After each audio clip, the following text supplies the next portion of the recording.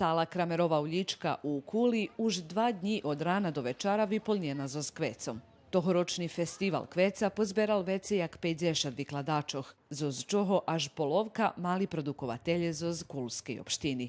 Bohati asortiman, veljka naščivenost i krasna hvilja omožljiveli, že bi bili zadovoljni i toti, ktori predavali, ali i toti, co kupovali.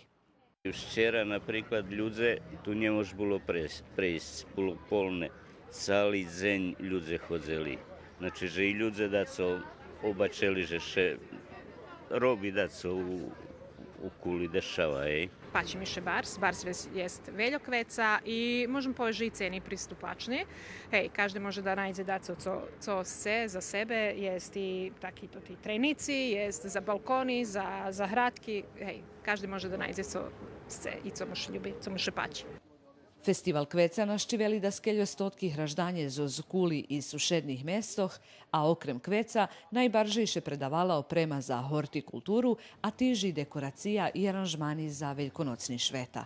Organizatoreše ostarali i za bohatu programu, u ktori nastupeli kulturno-umetnicki društva, a naščiviteljoh privital tamburovi orkester z Kuli.